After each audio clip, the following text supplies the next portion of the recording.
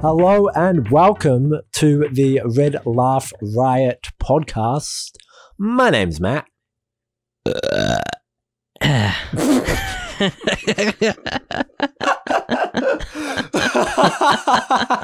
And the burping boy was Ben. You know what bugs me? What's that? Burping is such a natural human thing that we have to do that just happens, especially if you eat a lot of crap like I often do.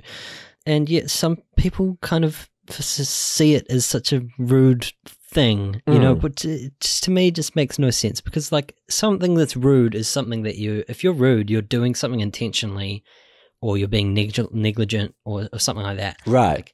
Like you're choosing to do something, you're making a choice that is rude. That's what rudeness is to me. And being told that I'm rude because my bodily functions are happening, that really bugs me. Yeah. It's what do you want me to do about it? Yeah. I don't know. I think you should be proud of your burps. I think you should make them as loud as possible to let the world know that you are not afraid of criticism, and you don't care what other people think. You are not ashamed of your bodily functions. No, do not be ashamed. Do not be ashamed. Thine bodily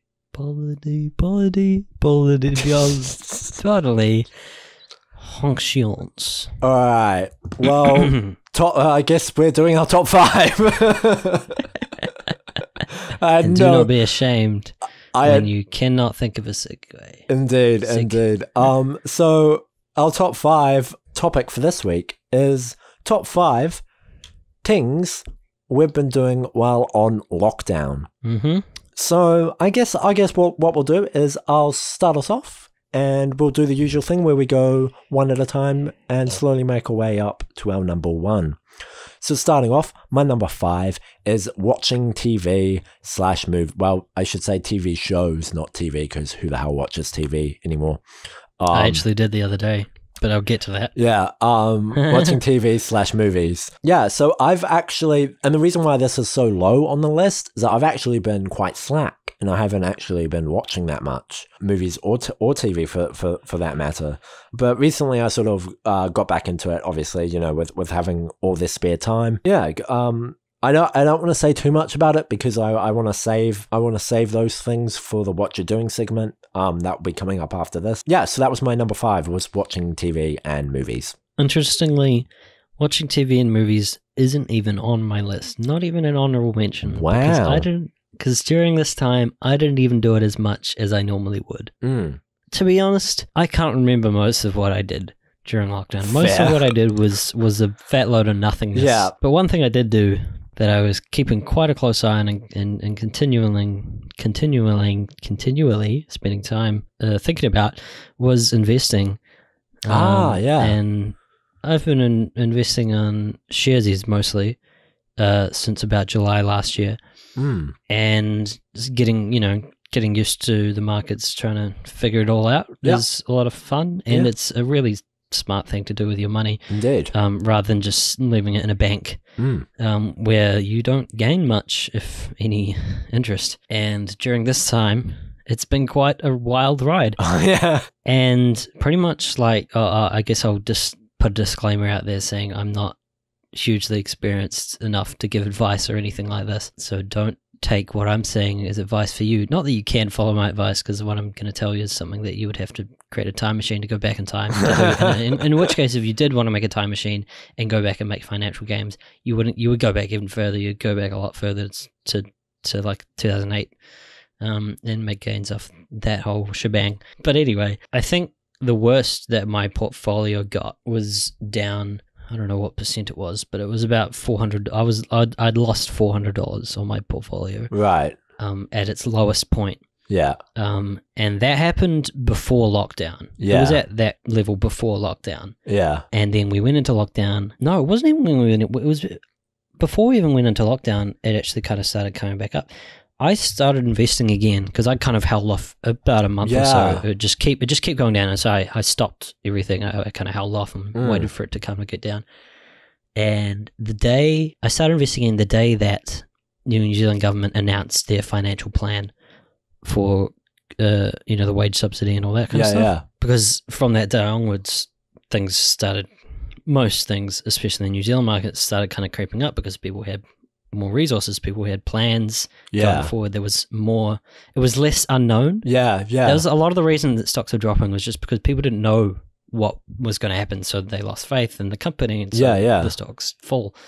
But from that point onwards, things started getting better. So I started regularly investing again and looking into companies and funds that looked like I was going to make gains on, and managed to actually get a few decent investments in some companies during the dip that happened. And quite a few companies have gone back up to where they were before lockdown already, if not even higher, depending on what that company does. Yeah. And so I've gained a little bit, and now I'm back in the positive. I'm back about $100 up. Oh, that's overall. That's good. That's great. That's really good to hear. Which is actually higher. I mean, I've invested a lot more into it, but overall, I think it's higher than I was before I started, or maybe about the same as what it was before everything started dropping. So I've done okay so far, which is cool. It's crazy because on the scale of things, I don't have a lot of money in Sharesies, but compared to a lot of other people who invest a lot harder than me, and there's like a Sharesies Facebook club on Facebook group where people have been showing like how much they've lost, and people have been losing thousands of dollars. Like some people would have like lost like $5,000 and just can't do anything about it. They just have to kind of wait for it to slowly climb back, because you're not going to sell shares at that point, because then you're locking in that loss and everything. But that's something I've been paying a lot of attention to, because it's a super smart thing to do with your money, and for sure it's definitely a time right now where you have to pay a lot of attention, and you have to keep looking at it every day, because it's so volatile now. Have you been? Shares is also quite addictive, but that's actually something that I want to. I wouldn't mind actually talking to you about off the pod. Tash does it as well. Tash is a because big boy in the investments as well. Yeah, he's smart. He's probably even wiser than I am. He's probably loaded. Because I got into it like just before, like earlier this year, and I haven't. Like, I've only got like 200 invested in it. At the moment, I think I've got like a paper loss of like $30 or $20. Oh yeah. But ever since the COVID thing sort of started, I sort of backed off. And I haven't invested since. Right. But yeah, I was thinking about investing again because of obviously the fact that it's likely to but by what you've been saying.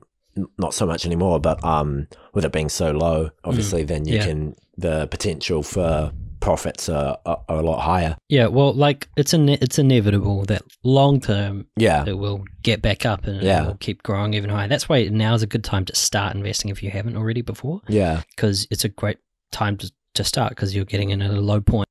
That's not to say that it's like we still don't know if the dip is over necessarily. We don't know if it's going to get worse, if we're going to get a second wave of coronavirus or whatever. I don't know, who knows. But even if we had to go to level 4 again, at least in New Zealand, our government's response has been so good that a lot of New Zealand companies, if this makes sense at all, but like I feel like people are more prepared now, that if we got hit again, it wouldn't be quite as bad necessarily. Some companies, it would still be bad, like fast food, for example, just can't even function. But there are a lot more workplaces now that are able to function that weren't doing so maybe in level 4, but have now kind of regained an ability and now can implement more measures to do work from home and all that kind of thing. Who knows? Like, I think in the long run, we've learnt so much, and the world's changing so much that if it happens again, we'll be more ready for it, hopefully, and be able to respond better, and the economic fallout hopefully wouldn't be quite as bad. We don't know. Who knows? No one really knows. So that's why when you're investing, you still should be thinking about long term. Anyway, like short term, anything can happen. Yeah, exactly. Yeah. Yeah. 'Cause- And I might have talked about that for too long. So you Yeah, should say I'll your move next one. on. So my number 4 is the PM photo assignments rather. So this was from a YouTuber who I follow called Peter McKinnon, who's a fantastic YouTuber. He's like a professional photographer and videographer over in Canada. And so what his thing was is he was doing it like one photo per week. Unfortunately he only did it for 4 weeks before taking a break. And I was late to the party as per usual. So I did like all of mine in like 1 week. Yeah, so each week had a prompt that you had to follow and you had to take a photo based on that prompt. So the prompts were, the first one was isolation. The second one was... defecation. No. Isolation, red. Like the color red? Yeah, the color red, contrast, and the new normal were the 4 prompts.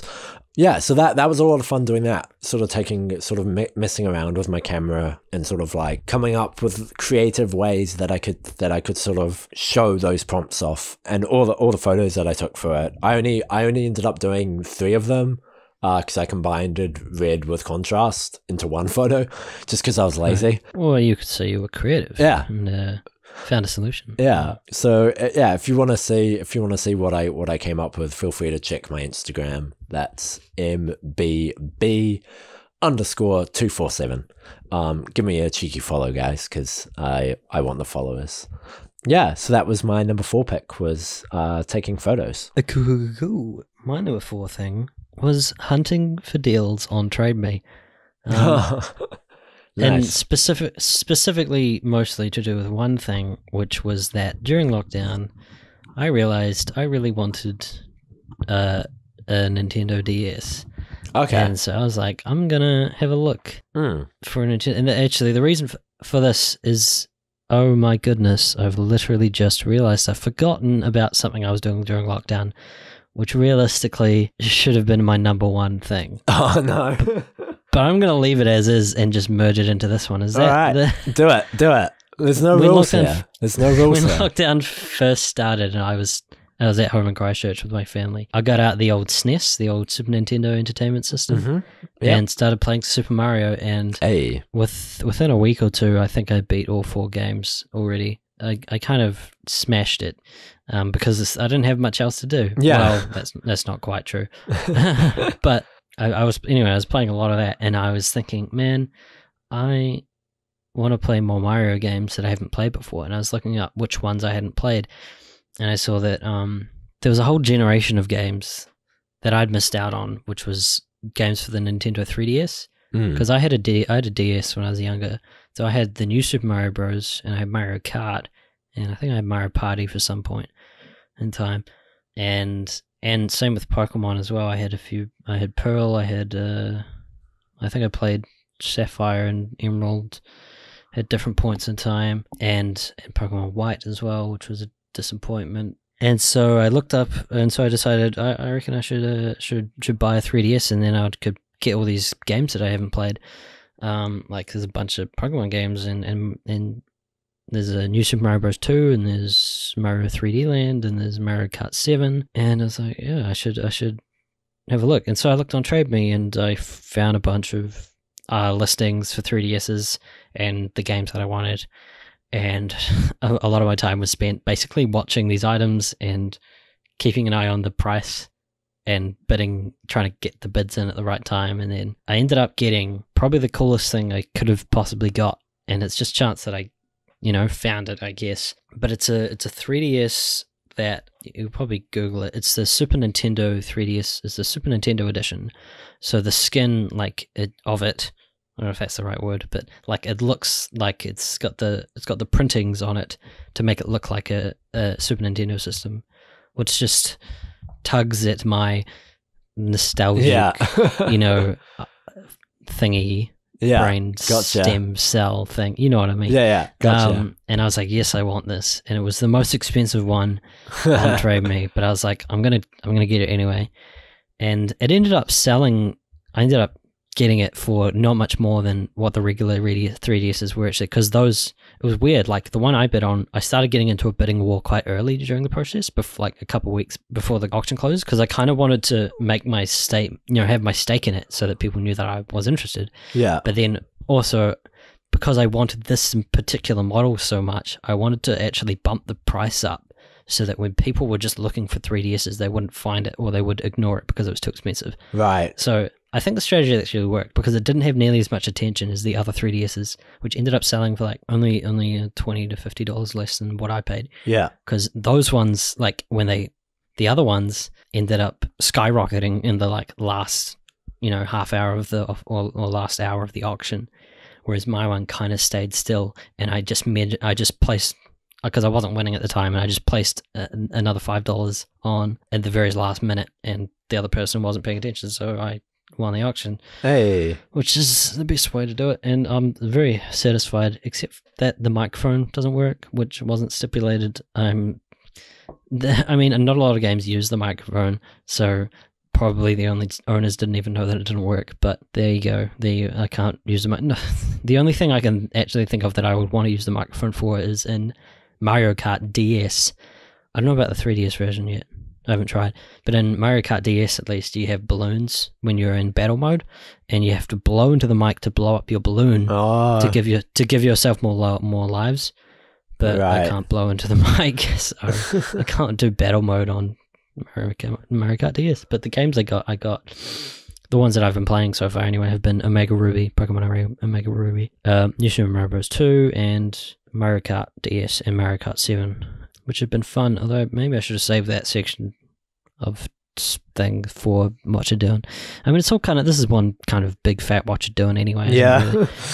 But that's why I was searching for deals on Craving. And that was, yeah. So my number 3 was YouTube, as per usual for me, both watching YouTube and making YouTube videos. Yeah. Which is always a lot of fun. Just trying to keep myself busy, and sort of keep those creative juices flowing, I guess. Yeah, so I had a lot of fun sort of doing that, and trying to constantly trying to sort of improve upon each video that I make, because like I said earlier on, like I don't consider myself an editor by any means, but like trying to improve upon how I edit and put stuff together, and also trying to work out better ways to put videos together other than just the sit down at the camera and talk, and just your typical YouTube editing where you just jump cut all the ums and ahs, sort of trying to work out new ways that I can do things. I actually think that's quite a good idea, because you're right about the whole typical jump cut editing that YouTubers always use. It's boring, It's like, so I appreciate that you're trying to explore that.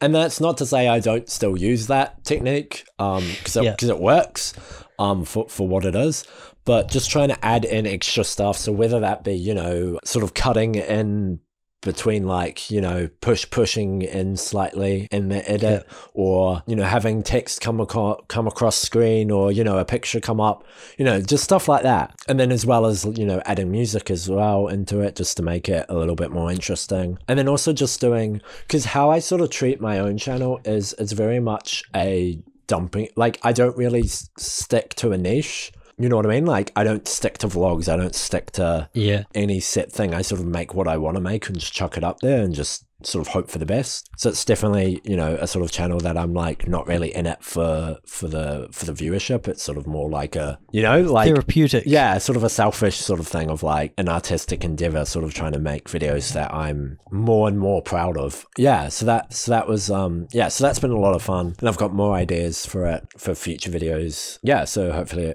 I'll definitely get around to making those videos as well.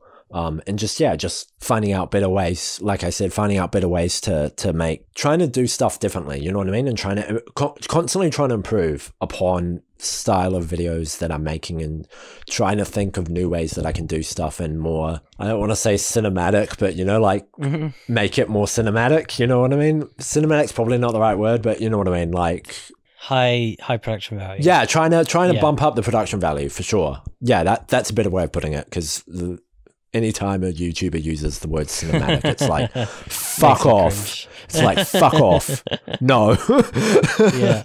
I know that animosity of YouTubers using that word and trying to avoid it. But yeah, so that was my number 3 was YouTube. Still sort of on the topic of video games. One game that this is my number 3, that I played. Actually, I didn't even play it that much, but I played it for about 2 days straight because I was working on a wedding video that I had shot literally like a few days before lockdown. And I finished this video and I was like, I need a break. So I gave myself a weekend, and essentially I started playing Kingdoms and Castles, which I have played before and I've probably talked about before. And it's just one of the most addictive games because you just start on a barren piece of land essentially, and you build your kingdom, and you just keep going, expanding, I guess, getting more resources and getting different kind of buildings and stuff, and it's just really fun. It's just really addictive.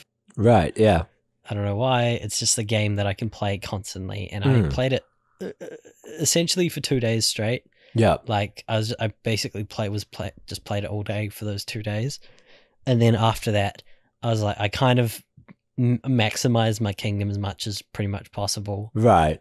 To the point where I didn't know what else I could do. Yeah, The thing that I hadn't done, my big project was to build a giant wall around my entire land, which is basically a giant big island. Yeah. To stop invaders, because that's the one thing that was I wasn't that good at, was defending against Vikings. Right. I had a bunch of arrow towers to kill them once they got onto my land, but it still kind of impacts you negatively if they even get onto your island. So that was the only thing, but it takes so long to build a giant wall around the whole island that I was just like, yeah. So that's a really fun game that I highly recommend, especially if you're into those types of games like simulators or whatever. So my number 2 was something that I've just started, actually. 10 days into it. Well, technically 8 days into it. I'm 2 days behind now. Whoops. I've started a 30-day writing challenge. So basically I'm just trying to produce some sort of writing, like a piece of writing each day. Yeah. And so I've mostly been writing poems, because I like writing poetry. Sue me. In particular, slam poetry. Slam poetry is awesome. Like straight up. What is slam poetry? Slam poetry, or spoken word, or performance poetry. So basically poetry that's meant to be performed. So I've been writing a lot of that. Majority of the pieces that I've been writing have been poetry based. Yeah, so I've been, keeping the more personal poems to myself, and then the less personal ones I've been posting to friends on Facebook and that. Mm-hmm. Yeah, so that's been a lot. That's been a lot of fun, sort of flexing those writing muscles, and then. But I haven't just been writing poetry. I've been also working on some music, wrote some movie reviews for old movies that I had seen ages ago, but I was too lazy to write a review. So I've gone back and written a review, which probably isn't the best way to do it, but I don't care. That's that's how I roll. Yeah. So that's another thing that I've been doing is, trying to produce a new piece of writing, each day, which is a lot of fun and something that I want to sort of explore more. Not only that, but also to work in different types of mediums, I guess, for the lack of a bit. You know what I mean? Not just all poems, poems, songs, reviews, essays, stories, scripts, whatever the hell I sort of feel like writing. And sometimes I'm doing it just based off of projects that I've had in mind for ages.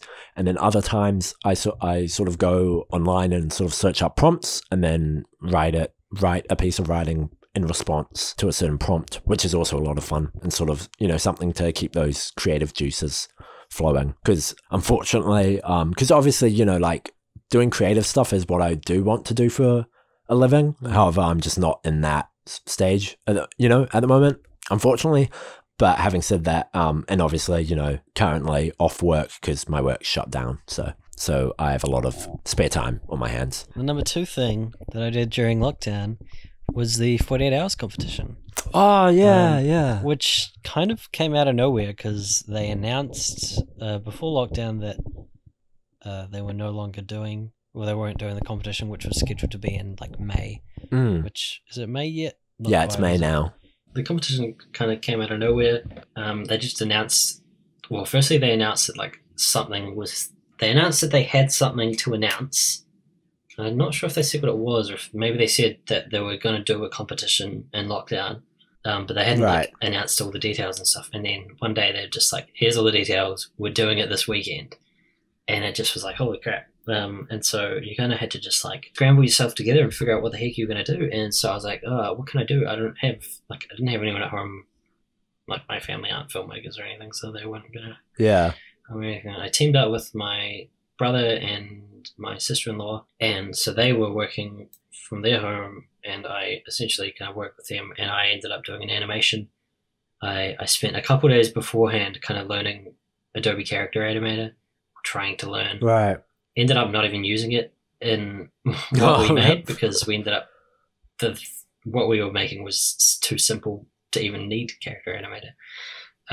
Because our characters didn't have faces or hands. Oh, really? Which if you're intrigued by, you should go watch the movie. If you go to my YouTube channel, it's on there. If you search Being Close and search channels, you'll find me eventually. I'm one of them, if not. The animation, well, the thing that was the worst for us is that the time limit this year for this lockdown competition was 3 minutes, which is, for a lot of people found that really helpful.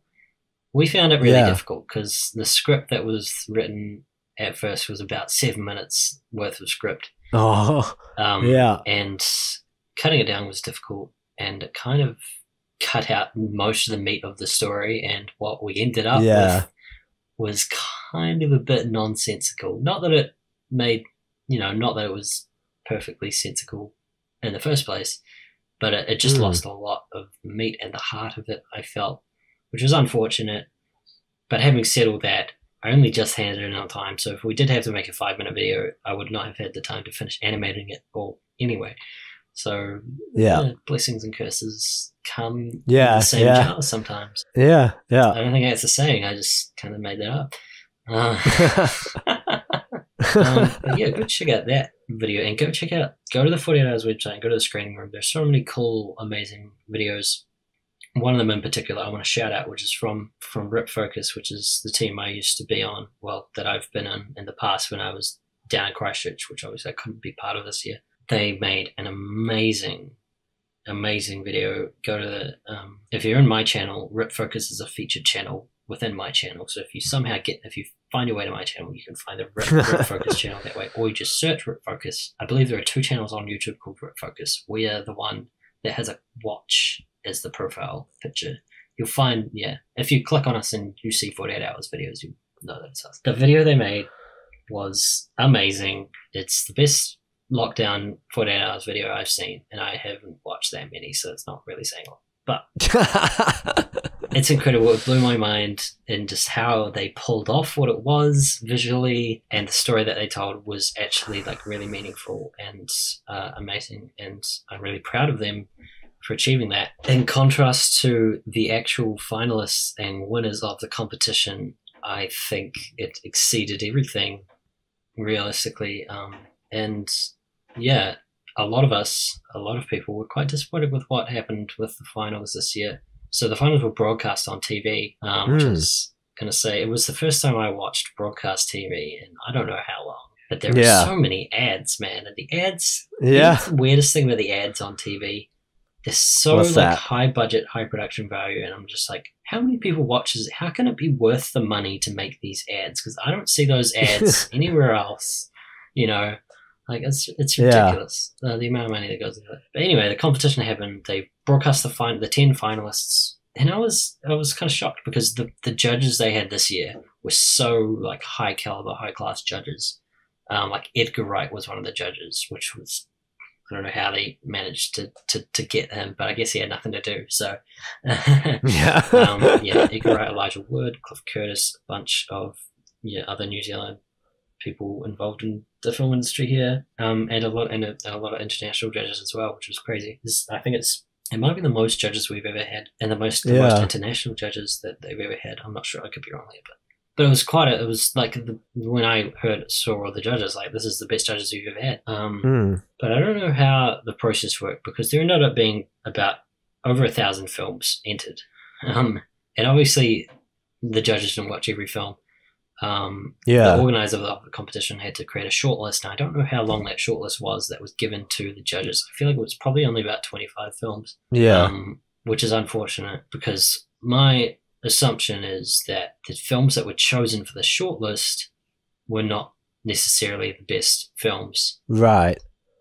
Because I don't know how the shortlist was chosen. If for example, every person that was involved on that side of it got 100 films to watch, and they picked them, or if 5 different people watched the same films. I don't know, because I think something that because it's so subjective. It's if you give 100 films to one person and they're the only person that sees that film, they might completely gloss over something that's really great, or they might think something's great that's not great. Yeah. And that's why, it was realistically impossible for them to judge this competition fairly, because I don't think they expected nearly as many entries as they did. Yeah. For comparison, previous years, the most entries they've had is about 500. But because the competition was free this year and so many more people were available, they just had a massive influx. And I don't think they were properly prepared for it, and they didn't have enough time to really do it properly. But what ended up happening was, in my feeling, what were the top 10 finalists ended up being just a bunch of like some of them were good for sure. Some of them were good, but the overall theme was that it was films that made you laugh, films that had easy laughs, essentially. Some of them were genuinely funny, and some of them I did not think were funny at all. Yeah. And it's weird because it's very unusual for 48 Hours for every single film to be like that. It's often that often a lot of films are like that. But usually the winners, the best films in the finals are generally a lot more like well-made, high-caliber films, I guess. And I know there were a lot of those films this year, and they didn't make it. My flatmate Michael, who's been on the podcast before, he has his theory that because of the situation, the way things were, that the organizers specifically only chose feel-good, happy movies. That makes sense. Which completely goes against the spirit of the competition in my mind. Because it's all about filmmaking, and filmmaking isn't necessarily just about telling jokes. And so I'm overall disappointed, but still really happy with what else was made, which is available to see in the screening room. So that's the 48 Hours thing. That's kind of it. I'm excited to do whatever happens if we do another competition later this year or not.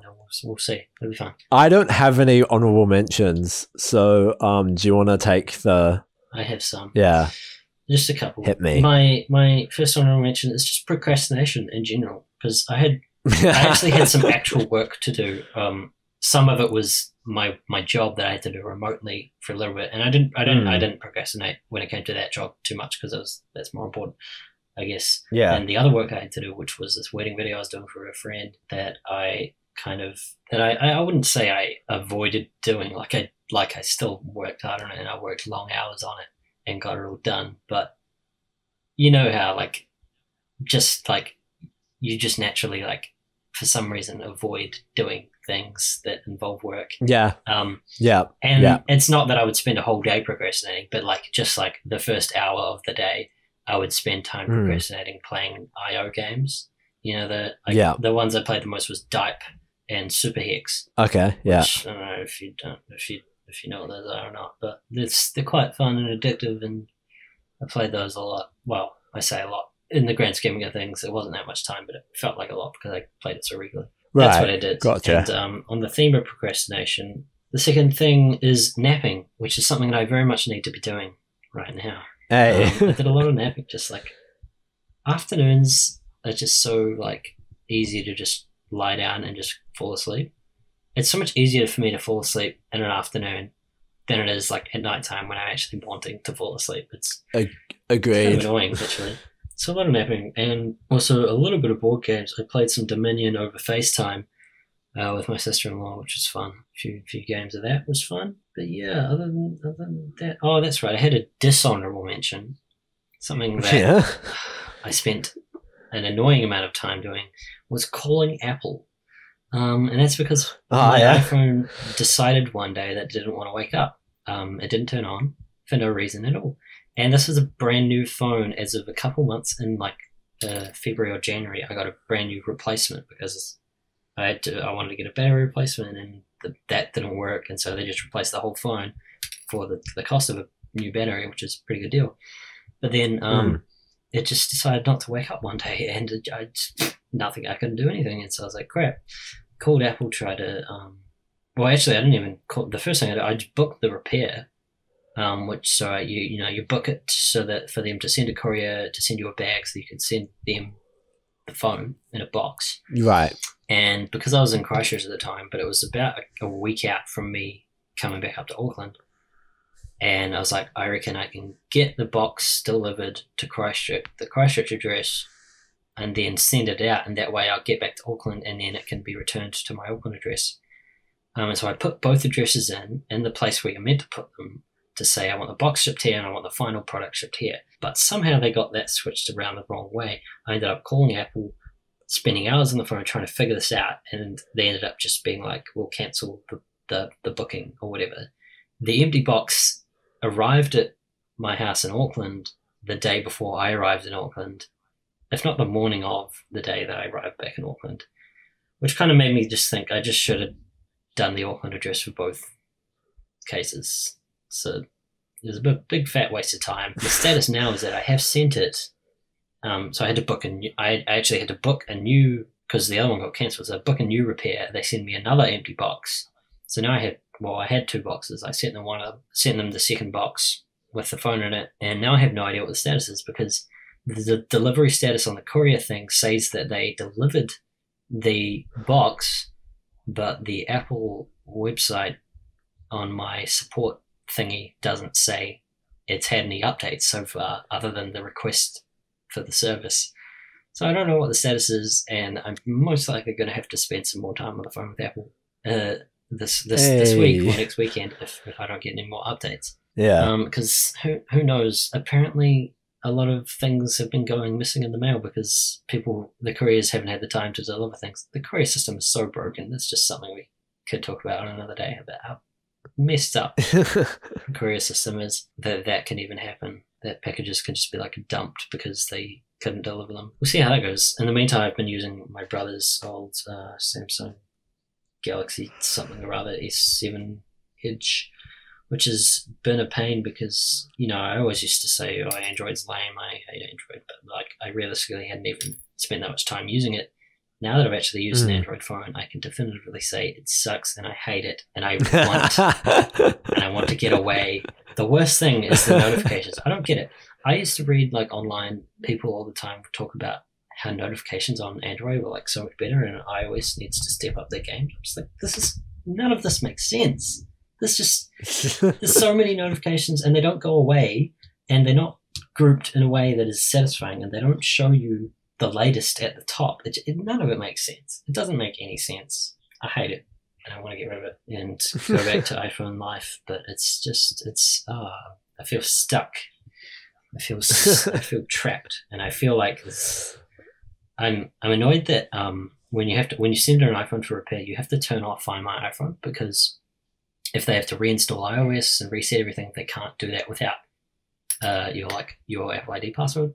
So you have to turn that off so that doesn't happen, so your phone doesn't get locked. But that means you can't track your phone. So I have no way of knowing where the heck the phone is. Who knows? There's no knowing, and it's kind of really makes me real anxious. Good luck with that. All right, my number one is something that I talked about last time we had a podcast, which was I was listening to an album a day. So I finished that sort of challenge that I set myself. I slowly made my way through 100 albums, because I got a book for Christmas like a year or two ago, and it was called The Vinyl List, 100 albums you need on vinyl and why.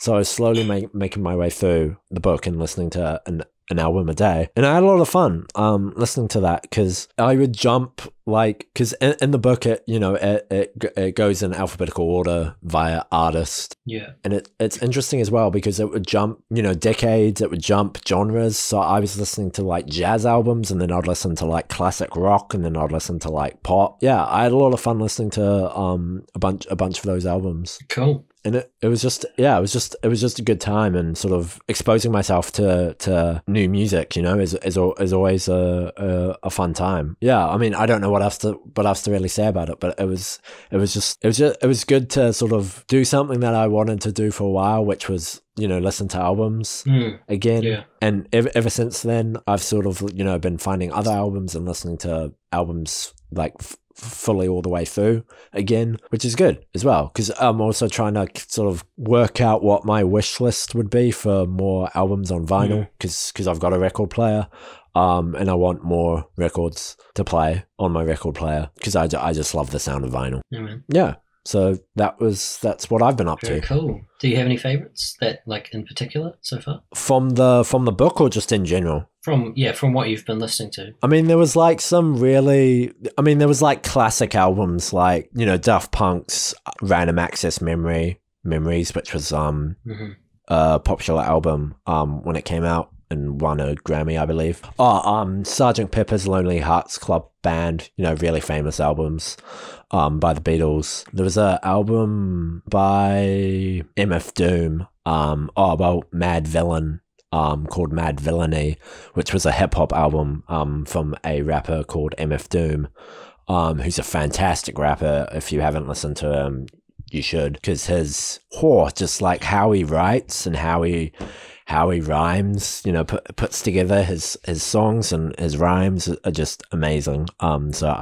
So those were a couple of the albums that I have listened to that I really digged.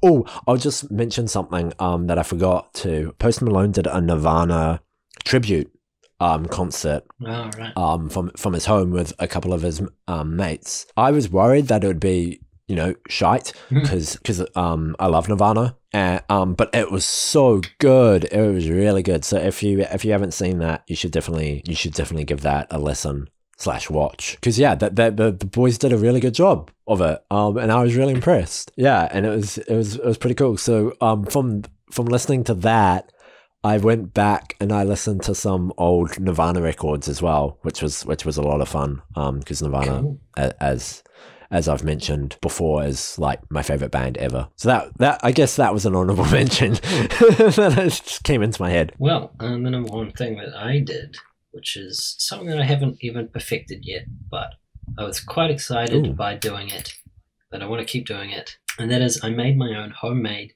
deep dish pizza. Oh, cool. Well, at least attempted. And of course, I was missing the taste of Domino's deep dish pizzas. And, you know, Craving. When we were in level 4 lockdown. So obviously I can get those delivered now, but during that time I was just like, I just want some pizza. And so I went to the supermarket early on in lockdown and bought some pizza bases from the supermarket, which are just like the thin thingies, and just made some, put some homemade toppings on there, and, you know, it was all right. It's decent pizza, you know. Nice. Whatever. But then I was like, this really needs some. It's still not the same, because it's not that deep dish, that soft dough, you know. As I'm going to make my own. So I found a recipe that works reasonably well. The only thing I think I did wrong was that I spread the dough too thin. And so it's the base still ended up being quite thin and crispy, but it was still like I made the crusts thick, and I put like cheese in them to like make them like gooey, and so the crust was still nice and gooey. And so I essentially just need to make the dough more thick across the base, because the recipe I did said it could make 2 pizzas, and so I used it for 2 pizzas. But I feel like I should have used the same amount of dough for like 1 pizza, or maybe like 3/4 of it for 1 pizza. I don't know. Yeah. We'll experiment. I have to experiment with the recipe a little bit and figure out how to make it the bestest that it can beest. Because, man, making a homemade pizza is just so satisfying. It's so satisfying. And it's so yum. And I want to do more of that. Nice. Not to say that I won't keep eating Domino's. It was the first night I was back in Auckland, I had Domino's in the door within half an hour. Something like that, yeah. So moving on, our next segment is a segment we like to call What You Doing? Yeah, so this is a segment where we say what we've been watching / listening to / doing, which we've sort of already done in the top 5, but that's okay. So what I guess I'll go first. I'll just talk about the movies and TV shows that I've been watching quite briefly. Right, so TV series that I've been watching. I watched the most recent season, which I believe was season 3 of Elite, which is a Spanish teen drama. Very much quite over the top, you know what I mean? Like quite like telenovela. It's just one of those shows. It's sort of like a guilty pleasure type show, you know what I mean? Yeah. Where you just can't help but like it. So I watched that. Yeah, I would say that it was a weaker season than the first 2 seasons, but that's not to say that season 3 wasn't good. You know what I mean? It just wasn't quite as good as the first 2 seasons, which, as we know, is quite common when it comes to when it comes to TV series. It's very rare for them to I feel like the common trajectory of TV shows is that it starts off good and then goes down as it progresses. So that was one series. Another series that I watched was Money Heist, which is another Spanish show. Money Heist, I love that show. So it's all good. In Spanish. Yeah, it's all in Spanish. Okay. Unfortunately, I think it's the first 2 seasons, or was it the first season? Unfortunately, dubbed. Oh, really? Which is a bit Can you not change it when you watch it? I don't know, because I haven't rewatched the 2 seasons in a while, right. So I'm not sure if they've updated it or not. Okay. At least when I watched it, they were dubbed. However, the later seasons are now subbed, right. Which is much better. Yeah, though Money Heist is great. It just keeps you on the edge of your seat. You know what I mean? It's one of those types of shows where you're just constantly wanting to find out what happens, and the characters are just so well written and engaging, and it just works on every aspect of it, you know? It's funny, I was talking about that show with my sister-in-law, and we were talking about how dumb we thought the title was. And like, who would come up with this show and call it Money Heist? But now that you say it's all in Spanish, it makes a lot more sense, because I'm sure the title sounds a lot cooler in Spanish. Well, the title in Spanish, La Casa de Papel, which I'm sure I completely butchered the pronunciation of it, and that translates to the House of Paper. Right. So its English name isn't even its translation. You know what I mean? Like, the House of Paper is so much cooler than Money Heist. Yeah, you know what I mean though. So a good example of a the English name not being nearly as cool as the original language, in this case being Spanish. So that was the second show I watched. The final show I watched, of course, the trending Tiger King show. Is it a show? I thought it was just a doco. Well, it's a documentary series, I should say. Yeah, I thought it was pretty good, to be honest. I didn't think it was as good as the hype says. You know what I mean? Sure. Like one of those cases. However, I still enjoyed it. What a fucking story. Like the cast of characters on that show is like, and they're real fucking people as well. That's the thing.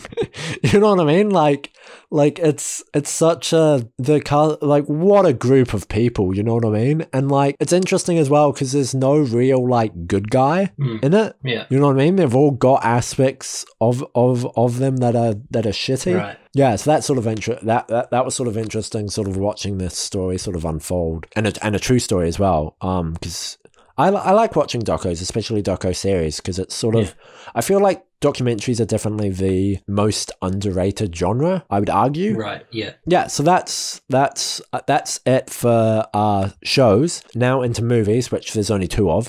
So the first movie I watched was A Man Escaped, which was a French film. It was a 1956 film, and it's basically about this guy, a French guy who's basically imprisoned by the Nazis in France. So it's set during the Second World War, and it's a really interesting, well-made film. Yeah, it's about this the guy trying to escape, basically, and it's interesting because it sort of shows him slowly getting ready to make his break from prison, and it's just interesting how they did that. Sort of relying less on like dialogue and more on just sounds. Like he sort of like communicates with the other his fellow prisoners, so he can work on his escape attempts.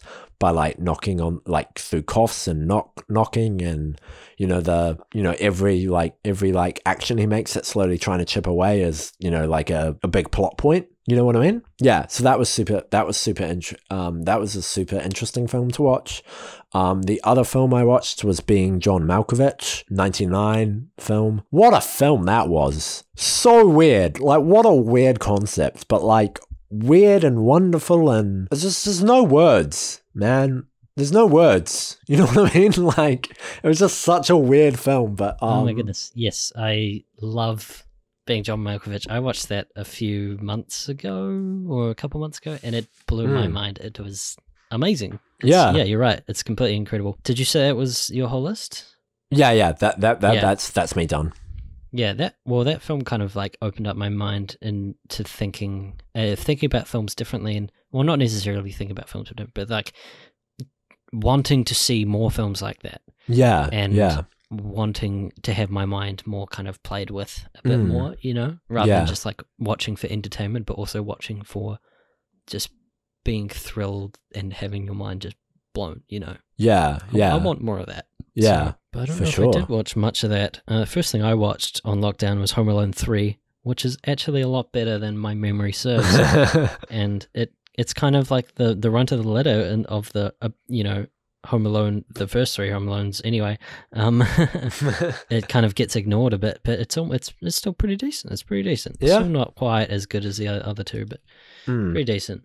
And of course, we don't talk about what followed after Home Alone 3. I rewatched the Lord of the Rings movies. I think I might have talked about that when I rewatched The Fellowship of the Ring on New Year's, and then during lockdown I rewatched the Two Towers and Return of the King, and I watched both. Did I watch them both? No, I watched the extended edition for Return of the King, but not Two Towers, which I enjoyed because I think there's a lot. Well, to be honest, there's still a lot in it that doesn't need to be there, but there's actually a lot in Return of the King specifically that is beneficial to be watching to see the extra bits, Right. I guess. But also, one of my favorite things that I always would be like one of the main reasons I would watch the Return of the King extended is for the Saruman final scene with Saruman, which was cut out completely of the theatrical cut, so he's not even in it. It was kind of weird because it's like one of my main reasons I wanted to watch it, and it's right near the beginning of the movie. And as soon as it happened, I realized I was like, oh, you know what? This scene totally doesn't need to be here. It can like it makes so much sense not being in the movie. But I keep watching the whole thing because it's go hard or go home, right? I don't know. Yeah. It's just I do what I want with my life. Okay, I don't need to be consistent. Yeah, and I tried to start watching a few more anime. So I watched My Neighbor Totoro, and I watched Ariete, which I am not pronouncing correctly probably, but that one I actually only watched yesterday, and I haven't written my review for yet because I can't think of what to say. But yeah, they were both really quite nice. Totoro in particular was interesting because it's so old. It's 1988, which I didn't realize before I watched how old it was. It's quite cool, and I kind of realized that I feel like this movie is quite foundational for a lot of anime. Like, I feel like there's a lot of things that happen, and the kind of the themes in it and the way it's put together, I guess, feels like this is like the foundation for what makes great anime, I guess. Yeah. I still am yet to watch more and more and get a better idea of it all. I watched QT8, which is the documentary on Quentin Tarantino's first 8 movies, which was interesting, but it's kind of like a bunch of behind the scenes kind of talk, but it doesn't really go too deep into Quentin as a person, or he I don't think he even appears as an interviewee at all. It just it was a little bit flat, I felt. Yeah. Interesting. But it was still interesting. Yeah. And I watched a New Zealand movie called The Rehearsal, which came out 3 or 4 years ago, and that was quite decent. And I was like, it's like a really like human movie, and it's like, it's not like, it doesn't feel like a Kiwi movie, do you know what I mean? Like, it feels like a normal human indie movie, which I really liked. Yeah. And I rewatched Spider-Man Into the Spider-Verse again.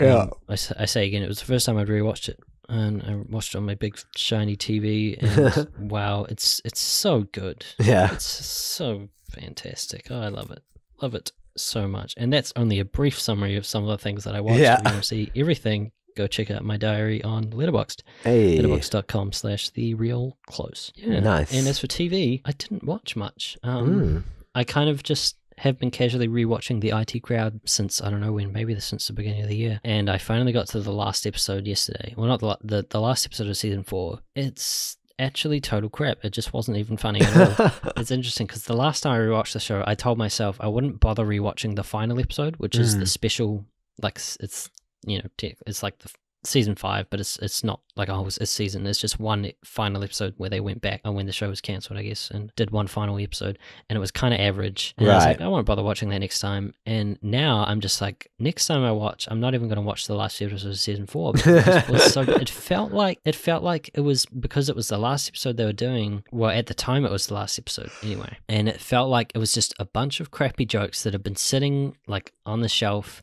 And he just kind of like grabbed them and was like, let's chuck them all in here and just make one episode and just make it work. And it just felt really basic and unfunny, and I was really disappointed. I was like, wow. Bugger. So now I know not to watch. Do not watch the episode titled Renham versus Renham. It's just pointless and actually really bad. Yeah, is that all I did? I don't really watch much else. I mean, there's no movies to go to, unfortunately. Yeah. I mean, I did watch Onward, which came out on Disney Plus instead of cinemas, which was a typical Pixar movie these days. They seem to be getting less interesting these days. I mean, it was still quite good, but it's still it's just like, and could have been something. Could have been better. Yeah. Hoping, highly hoping for Soul, which would hopefully come out at the end of this year, I think now.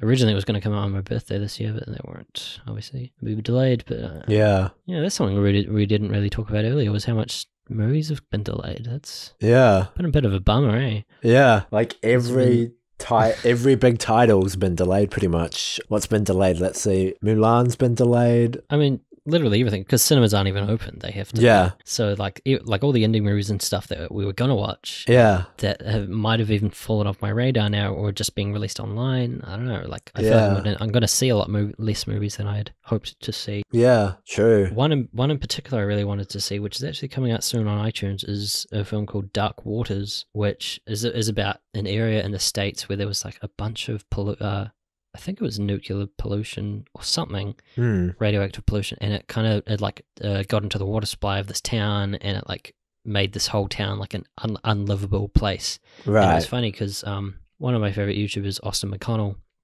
did a video only 6 months ago, maybe less, about this place, about this town, and talking about it, and that's how I learned about it. And then a few months later, I saw a trailer for Dark Waters, and I was like, "This sounds like that place that Austin did a video on," and it is. And so I was excited to see that, and that was only going to come out a couple weeks maybe before lockdown. After lockdown. It was coming out soon, and didn't get to see it, but it's going to come out on iTunes soon, so I'll probably have a watch of that one. But I can't really think about anything else I'm anticipating. Oh, season 5 of Rick and Morty's coming out soon, or part 2 of season 4, whatever the heck they're calling it. It's essentially another season because it's been like a year since the... Well, not quite actually. It's been like 7 months or something. I don't know. It's been a while. I don't know when that's coming out. Sometime in May, I think. So that's cool. That's exciting. Yeah, I don't know what else. There's a lot of things have fallen off the radar, to be honest. Yeah.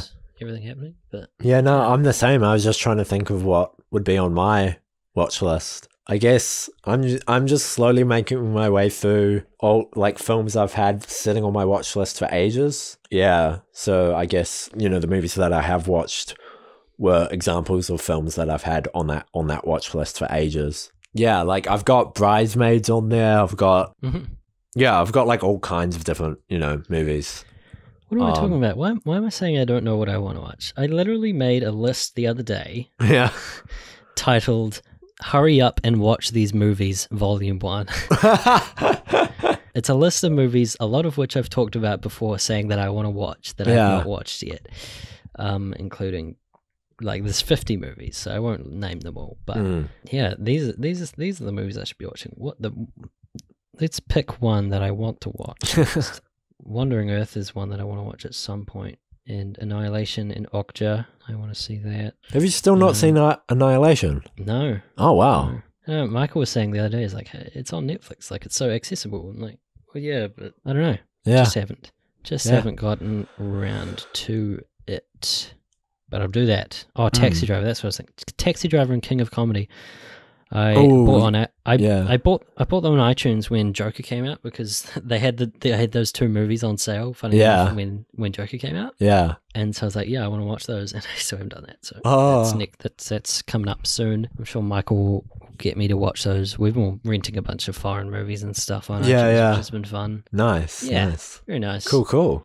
This has been another episode of the Red Life Riot podcast. Back to our just absolute chaotic energy, as per usual. Oh yeah. On brand for Red Life Riot. My name's been Matt. And my name has been